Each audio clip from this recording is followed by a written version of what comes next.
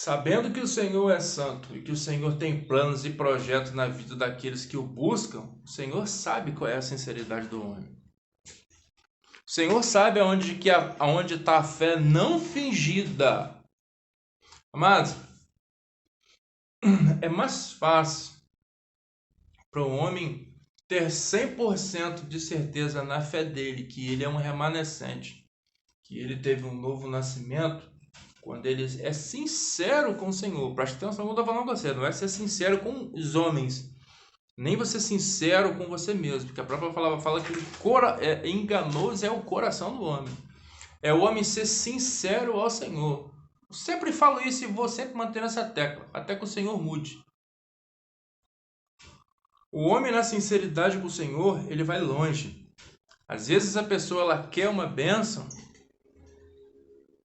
mas ela não consegue, porque ela quer usar para si mesma.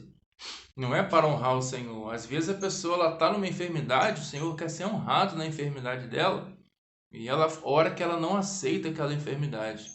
Enfim, é tudo a vontade dela e não a vontade do Senhor. O Senhor é como se fosse um anjo, como se fosse um bonequinho que estivesse dentro da lâmpada, que a pessoa esfrega a lâmpada e faz 3 pedidos.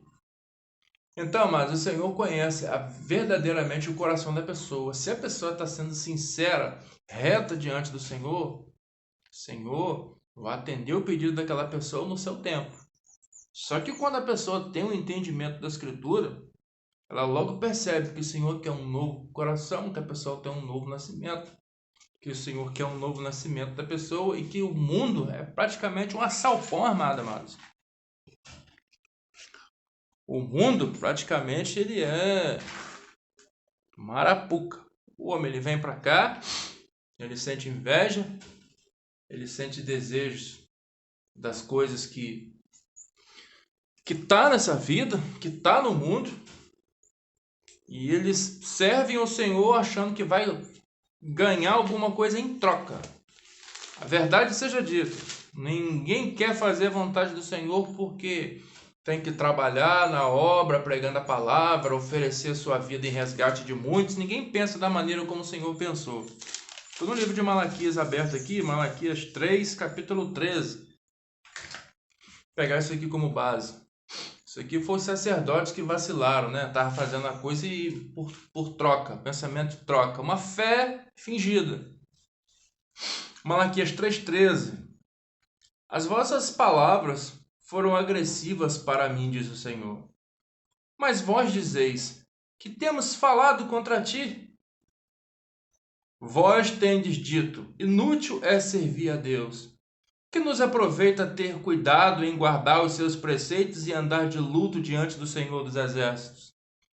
Ora, pois, nós reputamos por bem-aventurados e soberbos.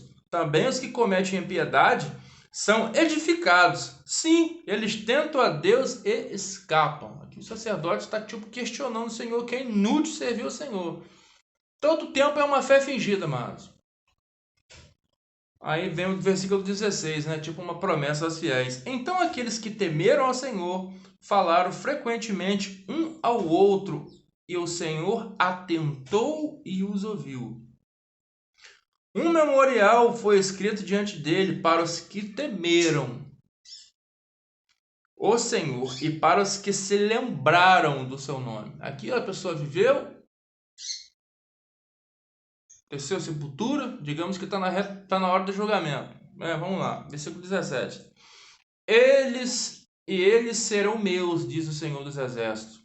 Naquele dia serão para mim joia, poupá-los-ei como um homem poupa ao seu filho que a serve.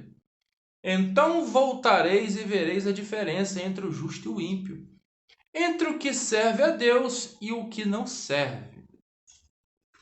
Você vê que o Senhor ele está falando em relação a, vamos dizer, uma fé fingida, e que aqueles que estão ali diante do Senhor é tipo como se quisesse uma moeda de troca. Me fez lembrar dos discípulos. Ó Senhor, largamos tudo. O que nós iremos ganhar com isso? Tudo é uma moeda de troca. Então, amados, a fé fingida, ela é uma coisa que entristece o coração do nosso Deus. Quando a gente precisa de alguma coisa, quando a gente quer alguma coisa, e a gente não é sincero para com Deus, Deus ele nem ouve as nossas orações, amados, quanto mais atender. É tão bonito, amados, quando você vê uma pessoa na sua sinceridade orando ao Senhor e você percebe que a sua oração mexe com o seu semblante, mexe com o seu corpo, a pessoa chora, a pessoa, né, fica meio trêmula, porque é uma oração de todo o coração. Então, como a autoridade, a força e o poder está na mão do Senhor, o Senhor dá o que Ele quer na hora que Ele quer, mas, entendeu? O Senhor não é obrigado a fazer nada por ninguém. Na verdade, Ele já fez até demais, nós que somos egoístas. A própria Escritura fala que não é para a gente se preocupar com as coisas dessa vida, certo? Há mais uma sinceridade, amados. Me fez lembrar de Zaqueu, né, que ele sentiu no seu coração de devolver 4 vezes mais do que ele tinha roubado. Aquilo foi sincero. Por mais que ele tenha mentido por várias vezes, mas ele foi sincero em seu coração. E o Senhor atenta para isso. Então, uma vez que a pessoa é sincera, ó Senhor, tem um vício tal, não consigo sair dele. Faz a sua obra porque a sua palavra promete. Deus tira, amado. Deus tira. Mas tem que ter sinceridade. Tem que ter aquela hipocrisia daquela pessoa. Mas tem muitas pessoas que falam que estão salvas e não estão, amados. Pelo argumento dela de falar, você percebe. Pelo semblante dela, você percebe. Eu não estou falando de pecados, que pecados todos pecaram, amados. Não tem ninguém que eu possa pegar como exemplo. Ó, fulano de tal é um sacerdote do Senhor. Quando ele fala, o céu treme. Não, mas não tem ninguém. Todos vacilaram. Todos pecaram. Destituídos estão da glória do Senhor. O que tem agora é o novo nascimento.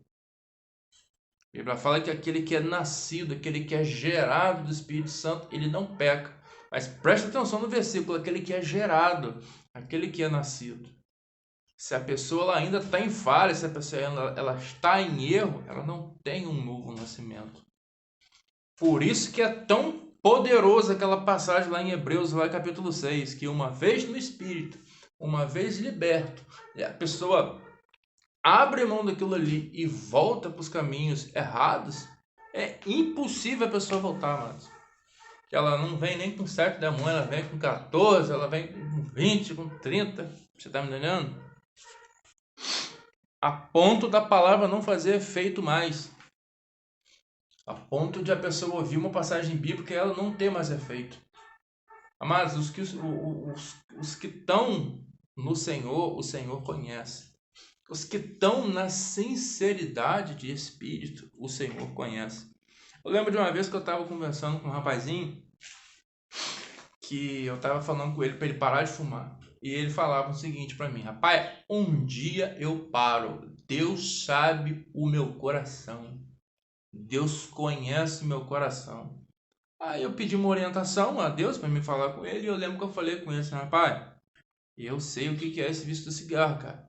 Quando você acorda e você não tem dinheiro para você fumar um cigarro, você comprar um cigarro, te dá um tédio, te dá um ódio, fica irritado, porque seu corpo está dependente daquilo ali. Porém, o que manda é a cabeça, porque a cabeça equilibra o corpo todo. Se você determinar que você vai abrir mão do cigarro um dia, se esforçando para isso, você vai conseguir êxito, você vai parar de fumar.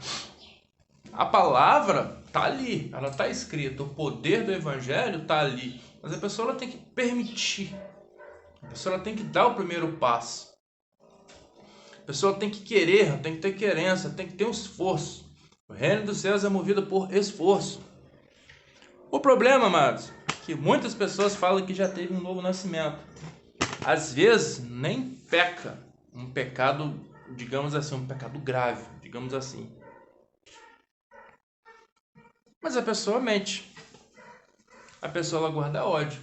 A pessoa ela não perdoa. E fala que teve um novo nascimento, amados. Você tá me entendendo?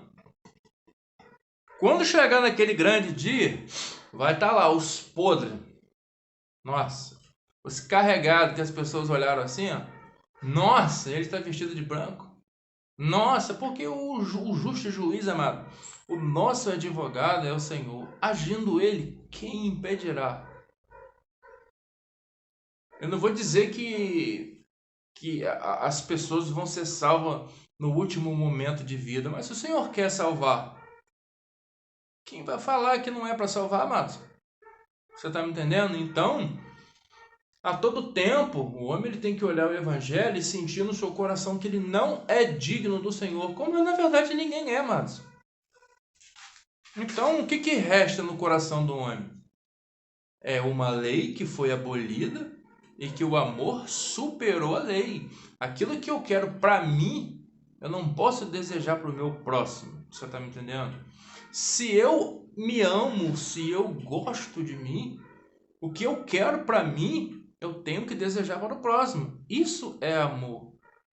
A Bíblia fala, muitas pessoas dizem que amam o Senhor, mas eu odeio o seu irmão. Como vai amar o Senhor a quem nunca viu, nem sabe como é? Se está odiando o seu irmão que está próximo.